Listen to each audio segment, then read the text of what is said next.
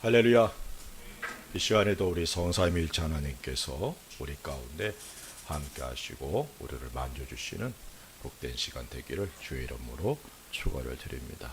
우리의 귀가 열어지고 우리의 마음이 주의 은혜 안에서 충만케 되는 그런 시간 되기를 다시 한번 주의 이름으로 축원을 드립니다. 오늘 말씀의 제목은 바울의 기쁨이란 제목으로 말씀을 전하기를 원합니다. 구원을 받은 우리들의 신분에 엄청난 변화가 일어났다는 사실을 우리가 잊어서는 안 됩니다. 마귀의 자녀에서 하나님의 자녀로, 지옥에서 천국으로, 영원한 죽음에서 영원한 생명을 가진 자로서, 저주받은 존재에서 하나님의 백성으로서 하나님께 영광과 찬송을 돌릴 수 있는 귀한 복을 받은 우리들이란 사실을 늘 마음에 새길 수 있기를 바랍니다. 특별히 하나님을 경배할 수 있고 그리고 예배드릴 수 있는 그런 귀한 복을 받은 우리들이라는 사실을 잊지 말고 예배의 신령과 진정으로 하나님께 나아갈 수 있는 우리가 되기를 바랍니다. 그리고 이러한 모든 일들이 하나님께서 예수 그리스도를 희생하시면서 우리들에게 허락하신 귀한 은혜들이라는 사실도 잊어서는 안 됩니다. 이 땅에서 살아가는 동안 원치 않는 그런 어려움과 슬픔을 겪기도 하는데 이러한 모든 아픔들과 그리고 어둠들이 에덴에서 죄를 범한 아담과 하와 이후로 이 땅이 저주를 받았고 우리들이 저주를 받은 존재가 되었기 때문이라는 사실을 성경은 분명히 말씀하고 있습니다. 그러나 분명한 사실, 그것은 이제 우리가 예수 그리스도 안에서 새로운 피조물이 되었기에 우리들의 삶을 보는 시각도 그리고 판단하는 기준도 변해야 된다는 거예요. 내가 삶을 보는 시각, 또 내가 나를 보는 시각도 판단하는 기준도 변해야 된다는 사실을 먼저 깨닫게 되기를 주의 이름으로 부탁을 드립니다. 성경은 우리들에게 우리들이 만난 상황과 전혀 다른, 어울리지 않는 그런 삶의 자세를 요구하기도 합니다. 물론 우리들의 믿음을 테스트하시는 그런 목적도 있지만 받아들이기 힘든 요구들도 참으로 많죠. 그런데 성경에 기록된 믿음의 사람들은 이런 하나님의 요구에 순종했고 오히려 더 자원해서 순종하여 하나님께 영광을 돌렸다는 사실을 우리들은 잘 알고 있습니다. 물론 모든 사람들이 다 그런 것은 아니죠. 하나님의 사람이라 할지라도 하나님의 뜻에 어긋난 그런 선택을 하는 경우들도 있습니다. 요나는 니느웨에 가서 그것이 멸망할 것이다 라는 하나님의 말씀을 선포하라고 말씀을 받았어요. 하지만 그는 그 명령을 듣고 다시스로 가는 배를 타고 하나님께로부터 자기의 주어진 일로부터 사명으로부터 도망갑니다. 요나서 1장 3절에 이렇게 말씀합니다. 그러나 요나가 여호와의 얼굴을 피하려고 일어나 다시스로 도망하려 하여 요바로 내려갔더니 마침 다시스로 가는 배를 만난지라 여호와의 얼굴을 피하여 그들과 함께 다시스로 가려고 배삭을 주고 배에 올랐더라. 하나님의 얼굴을 피하여 도망가려고 다시스로 가는 배를 타려고 했는데 마침 도착하니까 다시스로 가는 배가 있는 거예요. 야, 이것도 하나님의 뜻이겠지. 이렇게 생각했을지 몰라요. 그리고 그 배를 타고 도망갑니다. 요나는 니느웨가 멸망당하는 것 당연한 일이다 이렇게 생각했습니다. 왜냐하면 이 니느웨는 그 당시 이스라엘을 괴롭혔던 아수르의 수도예요. 그리고 죄가 가득한 곳이죠. 그러니까 멸망당하는 건 너무나 당연해요. 하나님께서 자기에게 가서 외치라 이 말씀을 주신 건 그 성을 멸하기를 기뻐하지 않는다는 하나님의 마음을 요나는 안 겁니다. 그러니까 당연히 망해야 될 곳인데 왜 내가 굳이 가서 그들을 위해 수고할 필요가 있나? 우리의 적국인데. 그리고 도망가는 겁니다. 요나는 자신이 가서 외친다면 그 성이 구원을 받을 것이라는 사실을 염려해서 하나님의 얼굴을 피하여 도망가는 겁니다. 자신의 생각이 하나님의 말씀보다 앞선 결과죠. 선지자입니다. 그런데도 이런 선택을 하는 경우도 있더라고요. 물론 요나는 억지로 하나님의 말씀을 니느웨에서 외쳤고, 그리고 니느웨 성은 구원을 받게 됩니다. 사흘길을 다니면서 외쳐야, 나흘길인가 다니면서 외쳐야 될 큰 성인데 하루만 다녀요. 그냥 신용만 낸 겁니다. 그런데 그 요나의 경고를 듣고 회개하고 그 성이 구원을 받죠. 우리들의 생각과 상황에는 어울리지 않는 주님의 말씀일지라도 순종하는 것이 우리들이 가져야 될 자세라는 사실을 잊지 않기를 주의 이름으로 부탁을 드립니다. 사도 바울은 교회사 가운데 가장 위대한 인물로 인정받는 사람입니다. 교회사만이 아니라 세계사 속에서 그가 차지하는 비중은 상당히 크죠. 그는 삶 가운데서 항상 기뻐하는 삶을 살았어요. 물론 그의 삶을 돌아보면 기쁨으로 가득한 삶은 아니었습니다. 오히려 핍박과 고난이 그의 삶을 채웠죠. 하지만 바울은 항상 기뻐하였고 또한 우리들에게도 항상 기뻐할 것을 명령하고 있습니다. 오늘은 사도 바울의 기쁨을 살펴보면서 그 기쁨이 바로 나의 기쁨이 되는 은혜와 도전을 받는 시간 되기를 주의 이름으로 축원을 드립니다. 갈라디아서 1장 10절에 보니까 이렇게 말씀합니다. 이제 내가 사람들에게 좋게 하랴 하나님께 좋게 하랴 사람들에게 기쁨을 구하랴 내가 지금까지 사람들의 기쁨을 구하였다면 그리스도의 종이 아니니라. 바울은 자신의 기쁨의 근원이 하나님과 예수 그리스도에게 있다는 사실을 고백하고 있습니다. 바울은 그리스도 예수님을 믿는 사람들을 핍박했던 사람입니다. 교회를 없애려고 작정했던 사람이에요. 하지만 자신을 구원하시고 자신을 그리스도의 종으로 삼아주신 주님의 은혜를 생각하면서 고난과 환난 가운데서도 기쁨이 넘치고 있어요. 그리스도의 종인 바울은 자신의 삶을 통하여 오직 하나님께로부터 오는 기쁨을 구했다라고 고백하고 있습니다. 바울의 기쁨 첫 번째는 자신이 예수 그리스도의 종이 되어 있다는 거예요.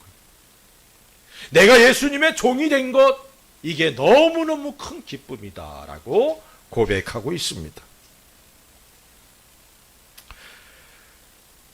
우리들의 기쁨의 일차적인 원인, 근원, 그것은 하나님이시라는 사실을 잊지 않기를 바랍니다.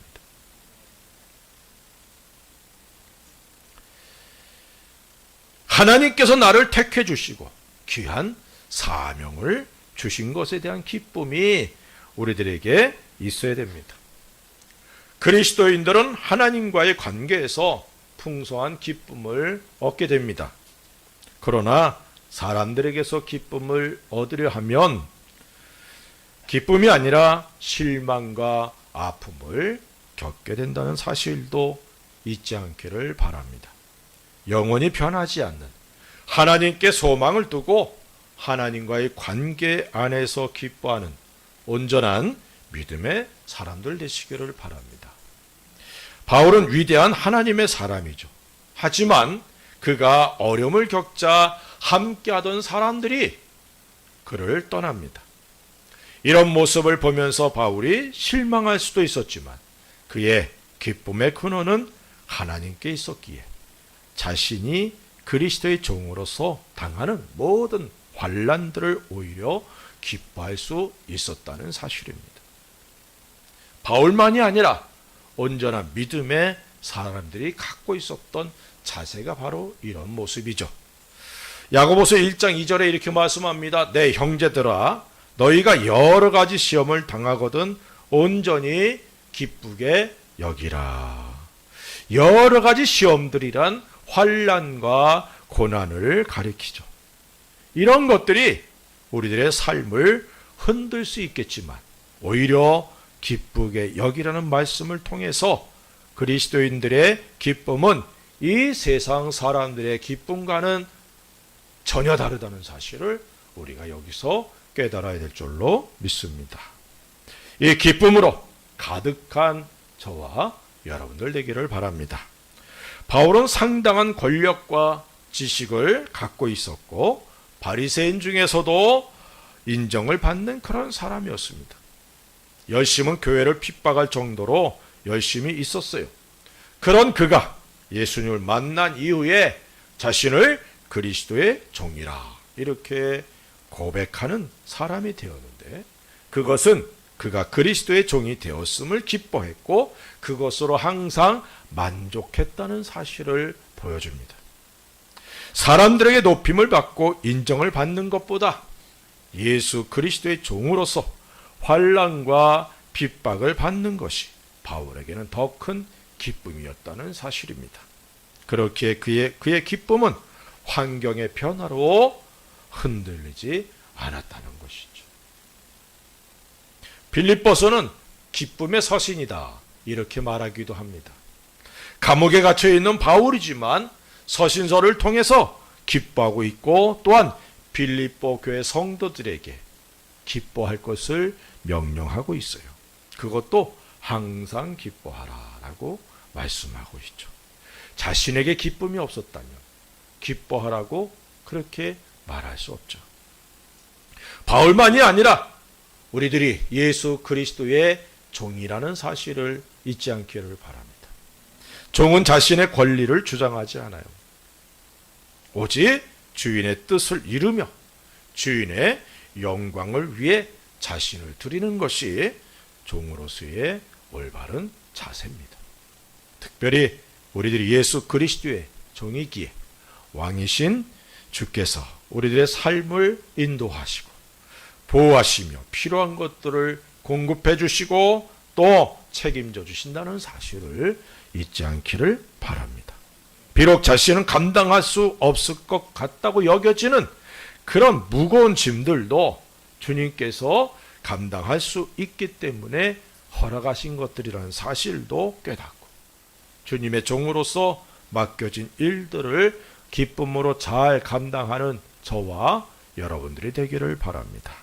종의 기쁨은 주인의 뜻을 이루어 나가는 것에 있다는 사실도 마음에 새길 수 있기를 바랍니다. 사랑하는 성도 여러분, 우리가 그리스도의 종이 되어 있다는 사실, 이것으로 인한 기쁨이 있기를 주의 이름으로 축원을 드립니다.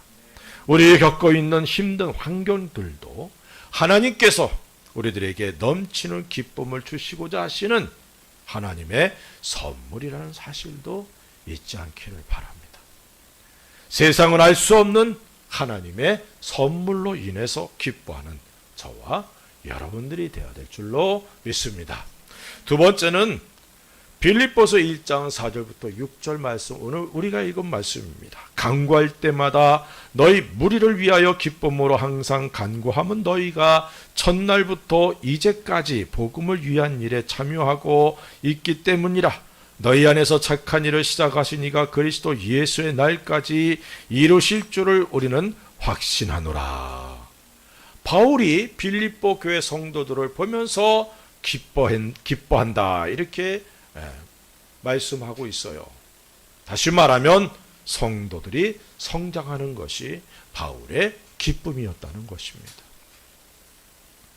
바울은 자신이 전한 복음으로 인해 성도들이 성장하는 것을 보고 기뻐했습니다.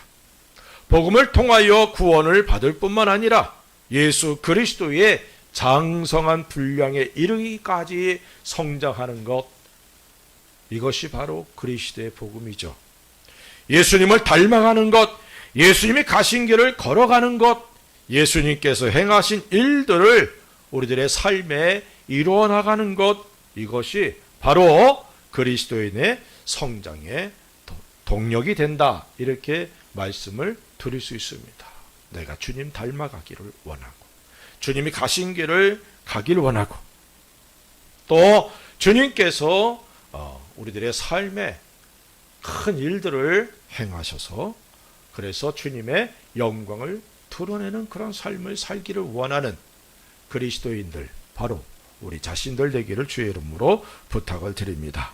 말씀을 듣고 말씀을 깨달으며 말씀을 따라 순종할 때 그리스도인의 성장이 있다는 사실도 잊지 않기를 바랍니다.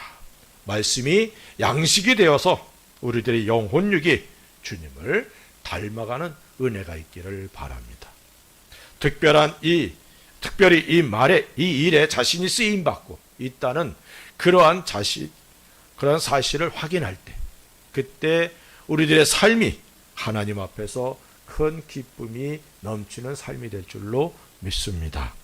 바울의 기쁨이 바로 우리들의 기쁨이라는 사실을 잊지 마십시다. 나로 인하여 말씀이 선포되고 말씀이 증거되고 가르쳐짐으로 그 누군가가 성장한다면 이것이 내 기쁨이 되는 것입니다. 로마서 1장 8절에 먼저 내가 예수 그리스도로 말미암아 너희 모든 사람에 관하여 내 하나님께 감사함은 너희 믿음이 온 세상에 전파됨이로다. 바울은 로마 교회 성도들의 믿음이 온 세상에 전파된 것으로 인해서 감사하고 기뻐하고 있습니다. 우리들의 성장이 주님께 기쁨이 되며 또한 우리들을 양육하는 이들에게 기쁨이 된다는 사실을 잊지 않기를 바랍니다. 물론 이 기쁨이 우리들에게 있어야죠.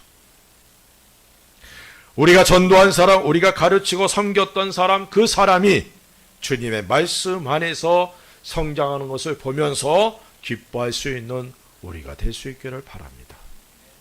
목사의 기쁨은 말씀과 주님의 사랑 안에서 성도들이 자라가는 것이 기쁨이고 그리고 보람이죠. 바울은 교회가 성장하는 것을 기뻐했고 교회가 약해지는 것을 아픔으로 여겼던 사람입니다. 바울의 마음속에는 교회, 성도들 밖에 없었어요. 그래서 그 일을 이루기 위해서 자신을 희생했던 겁니다. 우리도 그와 같은 마음을 갖고 살아야 될 줄로 믿습니다. 바울은 다음과 같이 기뻐하고 있어요. 빌립보서 4장 1절에 그러므로 나의 사랑하고 사모하는 형제들, 나의 기쁨이요 면류관인 사랑하는 자들아, 이와 같이 주 안에 서라. 데살로니가 전서 2장 19절에 이렇게 말합니다. 우리의 소망이나 기쁨이나 자랑의 면류관이 무엇이냐? 그가 강림하실 때에 우리 주 예수 앞에 너희가 아니냐. 바울의 기쁨이 여기 있었어요. 성도들이 주의 말씀 안에 세워져 나가는 것. 그것이 기쁨이었다는 것입니다. 제가 일본에 와서 말씀을 전할 때에 사랑하는 성도 여러분, 이 표현을 참 자주 썼어요. 그랬더니 어떤 분이 그러더라고요.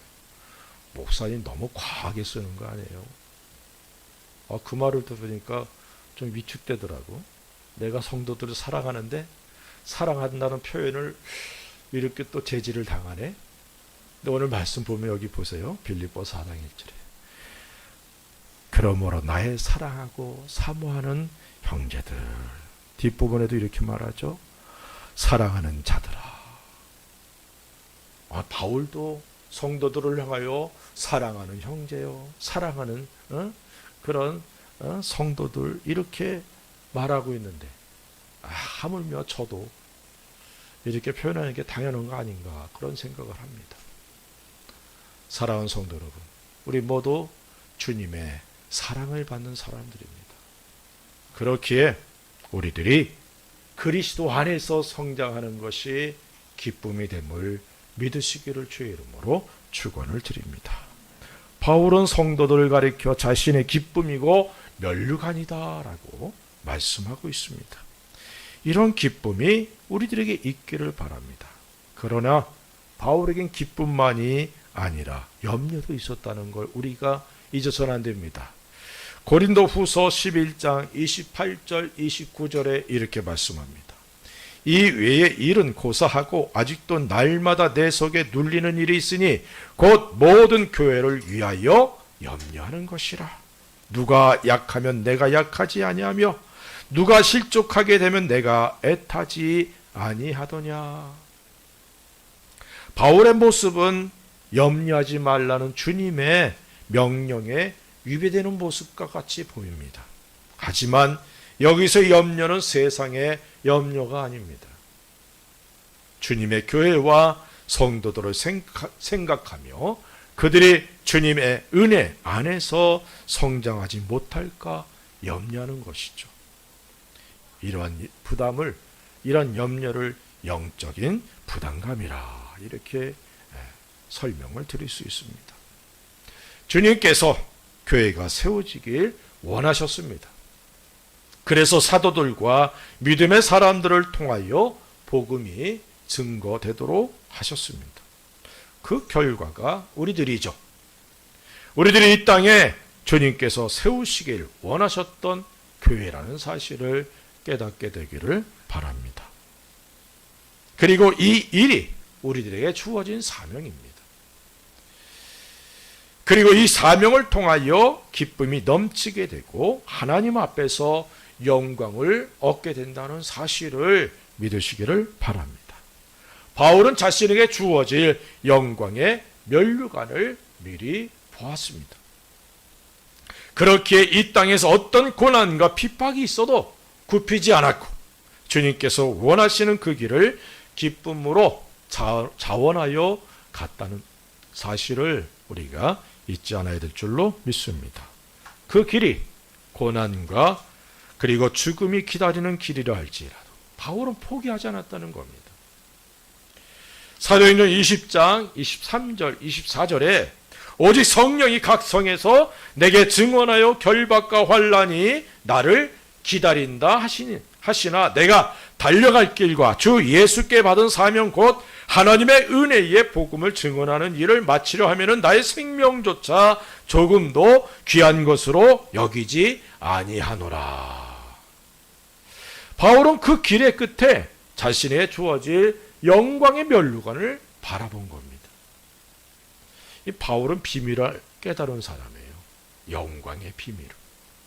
그래서 그 영광을 바라보면서 고난도 마다하지 않는 겁니다. 하나님께서 준비하신 영광을 바라보는 사람들은 이 땅의 것으로 기뻐하지 않아요. 주님께서 원하시는 일들을 행하며 그 일을 통해서 성도들이 자라가는 것을 보면서 기쁨으로 여기고 자신으로 인하여 교회가 세워지는 것을 큰 기쁨으로 여기게 되는 겁니다. 이런 기쁨이 우리 모두에게 있기를 주의 이름으로 축원을 드립니다. 세 번째로는 성도가 서로 짐을 지는 것을 볼 때 기뻐하는 겁니다. 빌립보서 2장 4절에 각각 자기 일을 돌볼 뿐더러 또한 각각 다른 사람의 일을 돌보아 나의 기쁨을 충만하게 하라 이렇게 말씀하고 있어요. 성도들이 자신을 위한 삶이 아니라 자신에게 있는 것으로 다른 이들을 섬기고 다른 이들을 돌보는 모습이 바울에게는 기쁨이었다는 겁니다. 헌신하는 모습. 이런 삶의 모습은 자신을 부인하고 그리고 희생이 없이는 불가능한 삶의 모습이죠.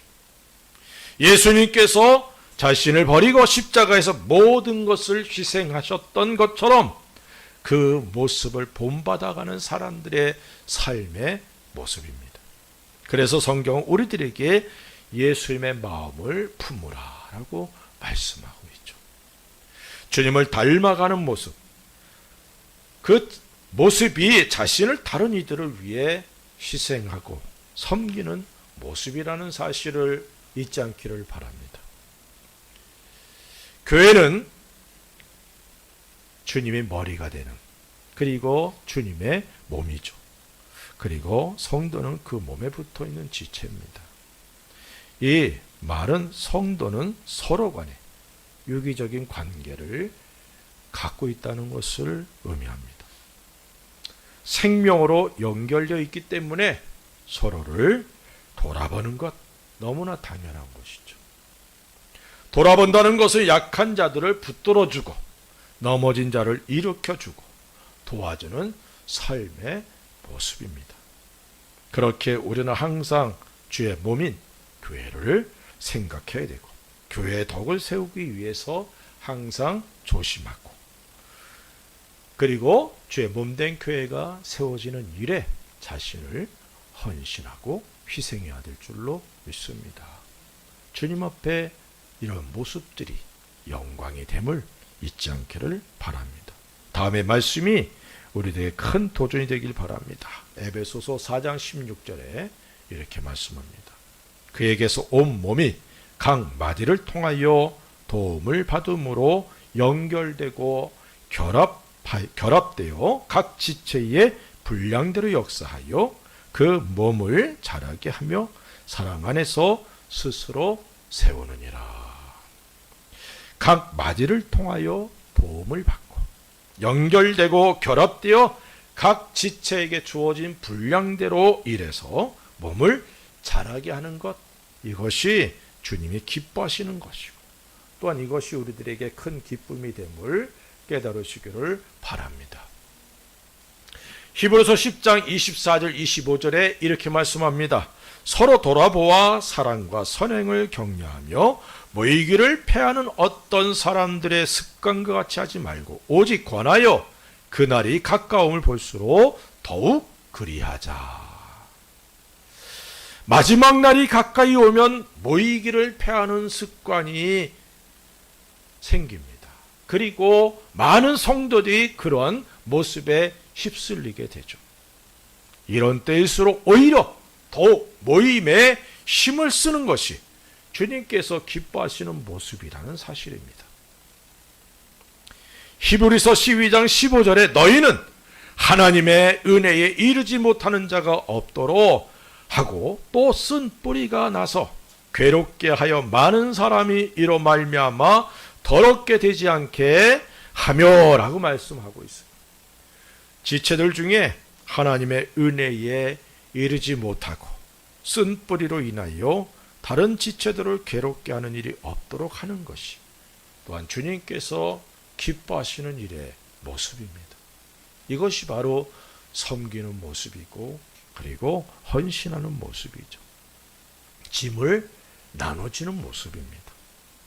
야고보서 1장 27절에 이렇게 말씀합니다. 하나님 아버지 앞에서 정결하고 더러움이 없는 경건은 곧 고아와 과부를 그 환난 중에 돌보고 또 자기를 지켜 새 속에 물들지 아니하는 그것이니라. 소외된 사람들을 돌아보는 것, 이것이 진정한 경건의 삶의 모습입니다. 다시 말하면 주님께서 기뻐하시는 모습이죠. 나는 경건해 하면서 자신만을 위해서 사는 삶, 이기적인 삶은 주님이 인정하지 않는다는 겁니다.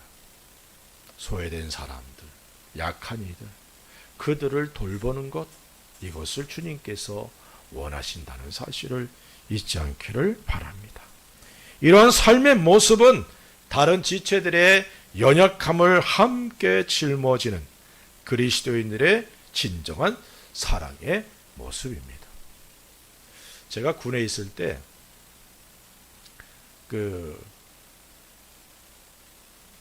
매년마다 대대별로 또는 중대별로 시험을 봐요. 그런데 가장 큰 시험이 10km 완정 군장하고 구부하는 겁니다.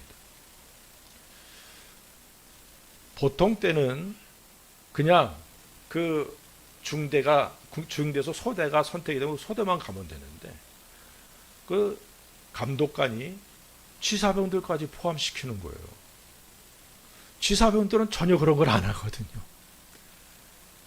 이제 10km 구보를 하는데 예상대로 취사병들이 낙오되기 시작합니다. 그러니까 누군가가 배낭을 짊어매더라. 그 치사병의 배낭을 짊어매요. 또 누군가는 총을 짊어매더라고요. 나중에는 헬멧까지 누군가가 짊어매서, 그리고 너무 힘들어하니까 힘 있는 사람이 밑으로 내려가더니 물을 떠다가 물을 먹이더라고요. 그래서 같이 들어오는 겁니다. 이게 바로 한 몸의 모습이다. 짐을 나눠주는 모습이다. 이렇게 여겨져요. 사랑하는 성도 여러분, 우리들의 삶이 그런 삶이 되어야 될 줄로 믿습니다. 다른 지체들을 돌아보기 전에 또한 우리가 먼저 자신을 돌아볼 수 있어야 됩니다.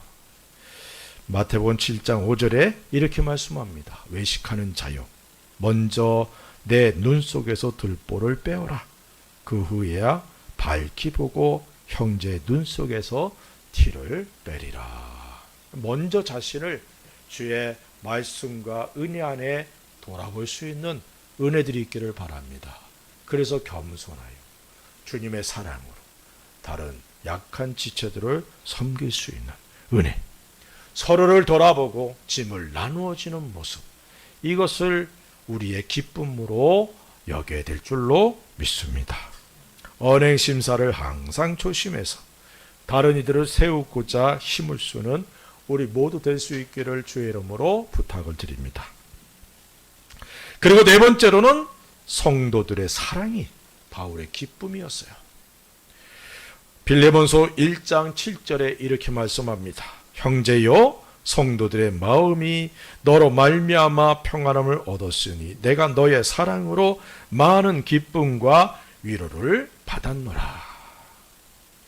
바울은 자신의 삶 가운데 기쁨의 이유를 성도들의 사랑으로 인하여 기뻐한다, 이렇게 고백하고 있습니다.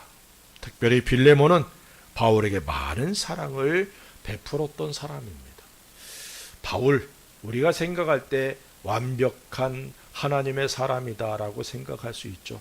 하지만 바울에게도 여러 가지 약한 부분들이 있었습니다. 그래서 그 약한 부분들을 다른 협력자들이 협력하며 섬긴 거예요. 그 중에 빌레몬도 포함되어 있습니다. 빌레몬이 바울을 섬겼던 것, 그것은 사랑으로 행한 거예요. 내가 사랑으로 누군가를 섬기는 것, 이것이 그에게 기쁨이 됨을 믿으시기 바랍니다. 나 주님의 기쁨 되기 원하네. 우린 찬양 잘하잖아요. 그런데 이것이 내가 사랑으로 누군가를 섬기면 그것이 그에게 기쁨이 되고 주님께도 기쁨이 된다는 사실을 깨닫게 되기를 주의 이름으로 축원을 드립니다.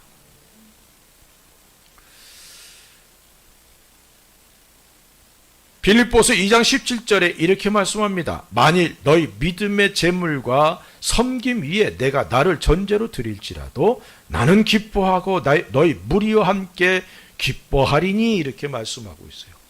바울은 성도들과 교회를 사랑해서 자신을 전제로 드리겠다. 그리고 이것이 내 기쁨이다. 너희에게도 기쁨이다. 이렇게 말하고 있어요. 성도들을 위해서 자신의 피를 흘리는 것, 이것도 기쁨으로 여겼던 바울의 모습이 우리에게 있기를 주의 이름으로 축원드립니다. 그래서 사랑으로 행하는 모든 일들이 기쁨이 된다는 사실을 잊지 않기를 바랍니다. 성도들을 섬기는 일, 성도들의 약한 부분을 보충해주고 돕는 일, 주일마다 식사를 준비해서 제공하는 일, 이게 다 사랑으로 행하면 그것으로 기쁨이 넘치게 된다는 사실을 잊지 않기를 주의 이름으로 축원을 드립니다. 이런 바울의 모습이 그리스도의 사랑을 실천하는 모습이죠. 그리고 이러한 사랑의 모습이 서로에게 있을 때 기쁨이 넘치게 된다는 사실입니다. 사람은 사랑을 먹고 산다라고 말씀을 드릴 수 있어요. 모든 성도들이 서로의 사랑으로 가득 차게 될 때 그곳에는 기쁨이, 그리고 감사가 넘치게 됩니다. 그리고 지도자는 성도들의 사랑을 느낄 때 사도 바울이 그랬듯이 거기에 기쁨을 느끼게 되죠. 서로 사랑하는 주님의 명령을 실천하여 서로에게 기쁨이 되는 그런 은혜들이 넘치기를 바랍니다. 나의 사랑이 필요한 지체가 누구인가? 어떻게 사랑을 표현하고 실천할지 궁리하면서 주님께서 기뻐하시는 사랑의 삶을 살아갈 수 있기를 바랍니다. 이런 삶을 통해 우리들의 삶이 기쁨으로 넘치는 그런 삶이 되기를 바랍니다. 사랑하는 성도 여러분, 여러분의 삶이 주님께 기쁨을 주고 지도자들과 성도 간에 기쁨을 주는 복된 삶을 살아가기를 바랍니다. 먼저 자신이 그리스도의 종이 된 것으로 인해서 기뻐하십시다. 성도들 다른 지체들의 성장을 보면서 기뻐하는 우리가 되십시다. 성도들 간의 짐을 나누어지는 아름다운 모습이 있기를 바라고 서로 사랑함으로 서로에게 기쁨을 주는 그리스도인들이 되어서 기쁨이 넘치는 개인, 기쁨이 넘치는 가정, 기쁨이 넘치는 교회, 기쁨으로 가득한 우리들이 되어서 주님께 기쁨과 영광을 돌리게 되는 하나님의 사람들, 하나님의 귀한 사랑받는 하나님의 자녀들 되기를 우리 주 예수 그리스도의 이름으로 간절히 축원을 드립니다. 기도하십시다. 우리 같이 한번 기도합시다. 나의 기쁨은 어디에 있었습니까? 바울의 기쁨이 바로 나의 기쁨 되기 원합니다. 내가 택함 받아서 그리스도의 종이 된 것, 내가 성도들을 위해 짐을 질 수 있다는 이 자체가 기쁨이 되고, 또 다른 성도들의 성장을 보면서 기뻐하고, 그리고 내가 사랑으로 행하는 모든 것들이 상대방에게 기쁨이 되고 주님께 기쁨이 되고 그 결과 나에게도 기쁨이 넘치게 된다는 사실을 깨닫고 바울의 기쁨이 나의 기쁨